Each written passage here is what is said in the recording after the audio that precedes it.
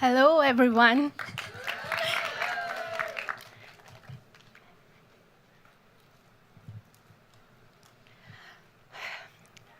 Hello, gorgeous, gorgeous people.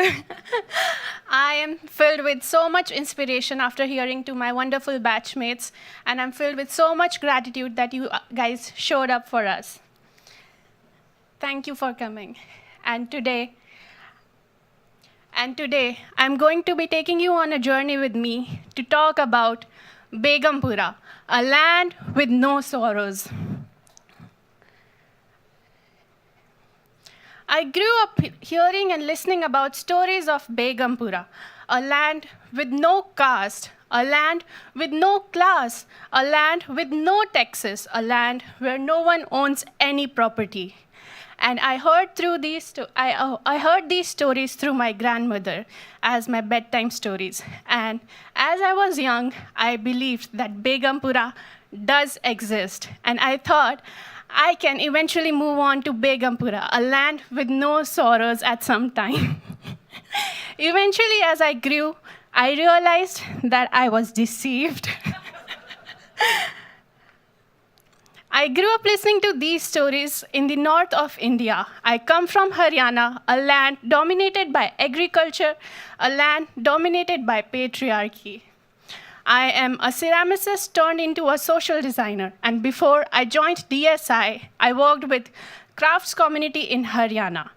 I worked with them during pandemic, and during that time, I was not only exposed to caste-based hierarchy, but also gender-based hierarchy. Now, here in America, people might wonder what caste really is. And so, the caste originates from the Hindu mythology that shares that the being, the Lord, the Brahma, gave birth to different parts, gave birth through different parts of his body to different people. So, the people born from his head are the Brahmins or the priests. People born from his arms are the warriors and rulers. Vaishyas are the farmers, traders, or merchants. Shudras are the laborers. Dalits are the outcasts of society. We might think that this is illogical right now. How can people be born from someone's head or leg? But this holds true in India, and people still believe in caste system. Dalit literally means broken. And as I was moving from India to America, I thought I'm moving away from the caste apartheid. I am moving to the land of the free, and this might be my Begumpura, the land of the free. But soon, after I landed, I was hit with the realization that caste still exists here. And it is even more complex because it intersects with race and many more other oppressive systems. But it was only until that I joined DSI and I found a community of people who empowered me through different discussions and dialogue.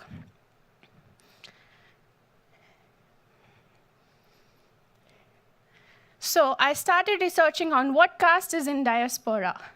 So to my research, I found out that BIPOC communities, Black, Indigenous, people of color, are often clubbed together in the USA. And the diversity in the diaspora is often overlooked. There is a monolithic representation in the identity of South Asians that is usually led by the historically caste-privileged people. As I was also talking to the Dalit diaspora, or the historically oppressed diaspora in the New York or USA, I heard people say things that erasure is something that they're very used to. I mean, I felt heartbroken. How can somebody be used to erasure of their culture and their identity? Someone said that it becomes difficult to disclose their caste as a Dalit and still manage to keep their business and networks alive here in New York. And it all started from a case in Cisco in 2022 when a Dalit engineer filed a case for caste-based discrimination only to find out that there was no laws or legislation to protect him here in the US. And throughout these interviews, I also learned that the trauma is internalized. The trauma is getting passed on from generation to generation. So I might not have experienced something directly, but the body still remembers what my ancestors experienced. So in simple words, We might hold trauma for things that we might not have language to explain. And this is internalized trauma. So I wondered, how might we create communities of embodied healing with people affected by the caste system here in USA, specifically the caste-based violence regaining our autonomy? And as I was thinking and pondering about this question, I was fortunate to find Andrew. Andrew is the founder of Moving Rasa, which is a body movement-based healing practice that discovers the relationship with self, others, environment through body movement practices.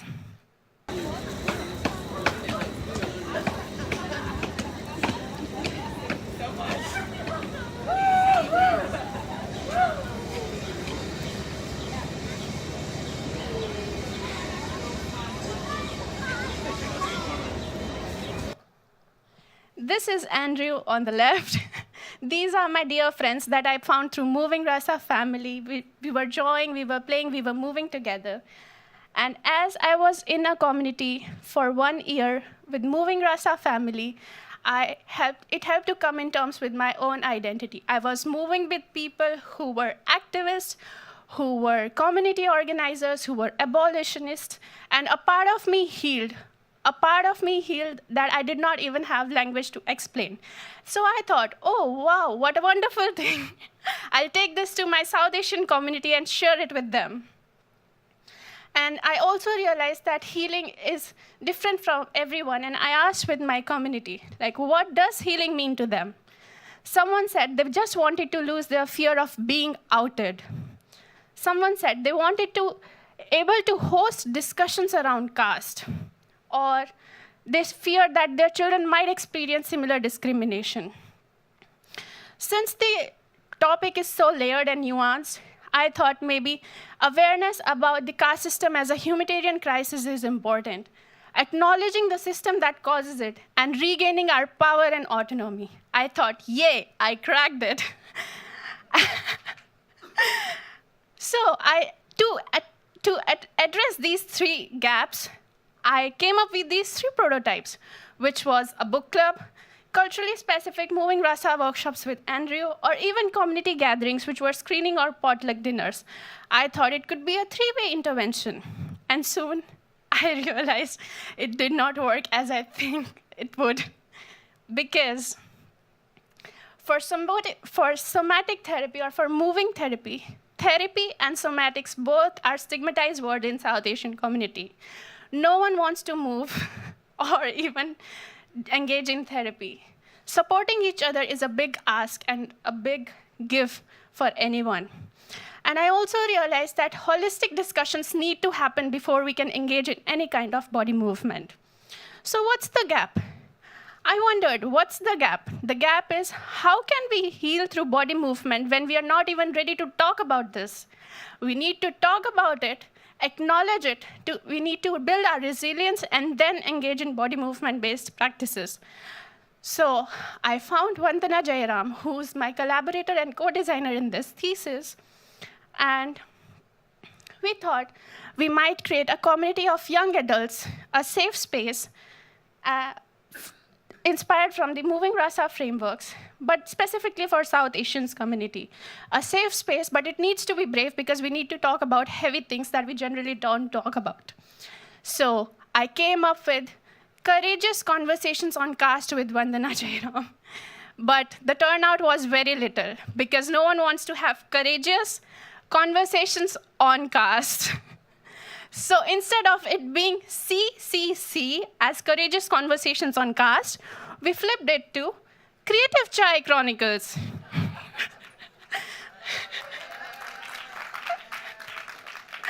Now, you might ask, why Creative Chai Chronicles? Creative because we narrowed it down. We thought we needed grounding activities like writing, drawing, moving, any form of expression. Chai, because South Asians love chai. We wanted to make that a homely feeling. Amidst all these uncomfortable situations, there needs to be something that's more grounding. That is chai. Chronicles, because it's a space for sharing stories and lived experiences, hence CCC, from Courageous Conversations on Caste to Creative Chai Chronicles, a reflective gathering for South Asians.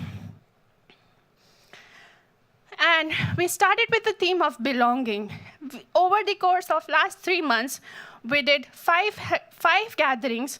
There were almost 42 attendees from early 20s to late 70s, from a yellow cab taxi driver with Indian Guyanese ancestry to a VP of a fintech firm. We started the theme of belonging first because, as you know, irrespective of communities, belonging is something that we long for here in US.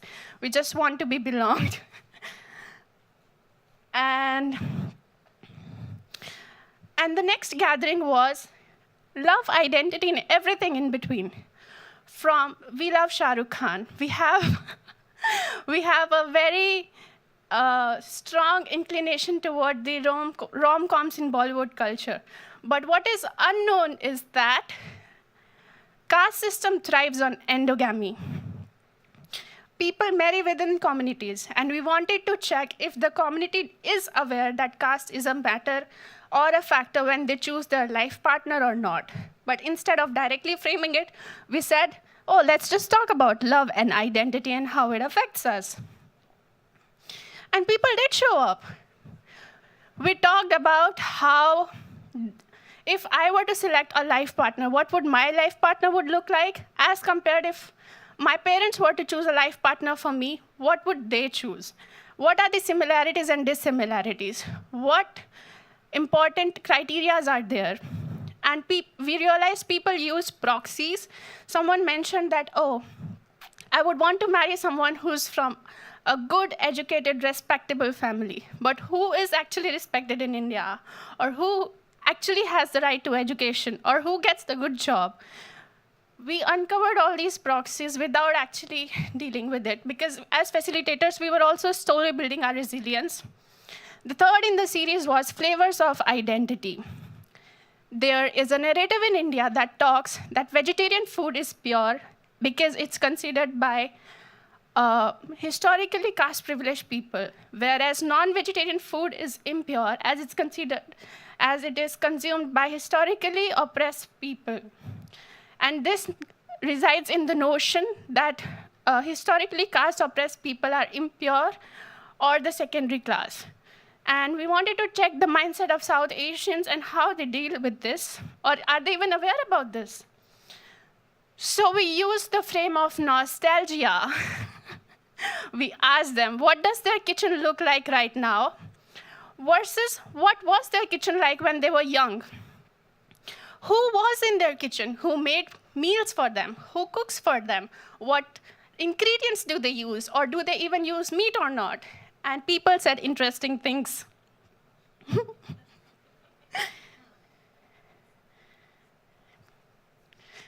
And we moved this frame of nostalgia to inquiry. We asked them if there was any house help available. What were the working conditions of the house help? If they know what were the cost of the house help. If meat was cooked, why was it cooked? If meat was not cooked, why was it not cooked? And through that, we were able to discuss a range of topics from gender-based discrimination to caste-based, and how space plays an important role. The last in the series was honoring the Dalit History Month. All of this was happening in April, and April is Dalit History Month. We wanted to celebrate our culture, we wanted to celebrate the Dalits' resilience, but we also wanted to call for solidarity. Because this work can't be only done by people who are historically oppressed, but we need collective voices. So we hosted this, shared history and divergent experiences. Caste apartheid is not only the history of Dalit people or the historically oppressed people. It is history of all the people involved in it, with or without directly being engaged in any form of discrimination. It is a shared history for South Asians. So again, since it's a sensitive topic, we said, if caste was a taste, what would it taste like? If caste was a sound, what would the sound be? If caste was a texture, what would it be? And people, again, had interesting responses. Someone said, for sound, it's almost like a siren from a textile mill. It's disturbing and annoying in the beginning, but eventually you get used to it. For the second thing, for food, someone said it looks like a delicious soup, and you want to taste it, but as soon as you taste it, it's sour, it's bitter, and addictive. You will die of slow burn or and you can also you can realize through these responses if somebody might be historically caste privileged or historically oppressed, because to somebody who's historically oppressed, they will not look at the soup as delicious. And for textures, obviously, it was nuanced. It had many layers. So we talked about this, and as we were talking about this, we were also on the side thinking about what could be the other ways of communication that the community already knows. Since somatic therapy was a thing I wanted to try, but it did not work, so what are the other mediums? And community directed me to the traditional folk art and the narrative-based art forms. South Asia has a rich culture of folk art and narrative-based art forms, and you'll see how.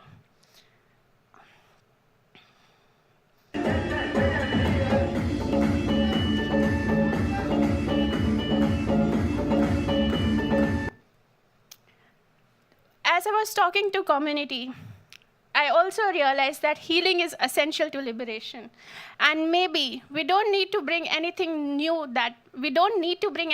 that's not known to the culture.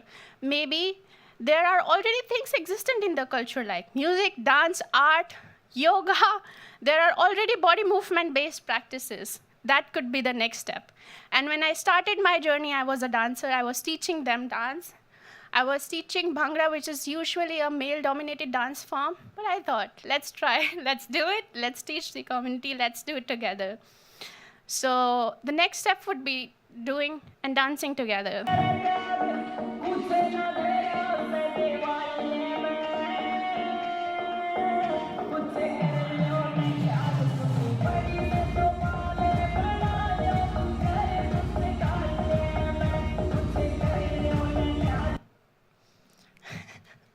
And as I mentioned, I come from Haryana. This is Haryanvi Ras. It is a traditional folk art form.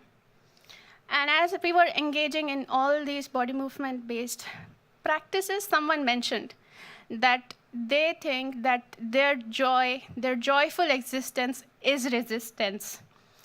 And it struck me. It struck me that since historically, oppressed communities have been living in fear that has been installed in them through politics of fear and anger, as Karen was mentioning. It's only meaningful that even our existence in joy is a form of resistance. So what's next for me? I am always rooted in the community. I'm always dancing, moving. I'm always working on ceramics. But I would like to celebrate this notion of joy being the existence, joy in our existence being our form of resistance, and I would like to continue doing the work that I'm still doing.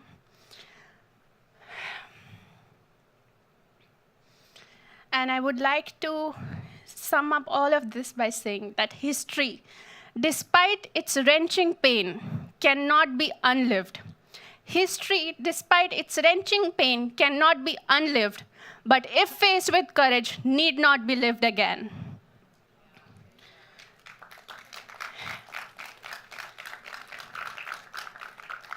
This is said by Maya Angelou, who's my inspiration, but before I knew who Maya Angelou was, I knew these people.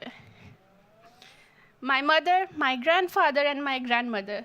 My grandmother passed, so I'm dedicating all of my work, all of my thesis to her, because if she wasn't here, I wouldn't be here in front of you talking about all of this work.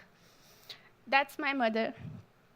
I would also like to take a moment to thank Andrew for being present here today, for his unconditional support throughout, for teaching me what questions and the art of curiosity is, for Mikhail, who's also here in the audience, to my friend Asta, who has always supported me through thick and thin.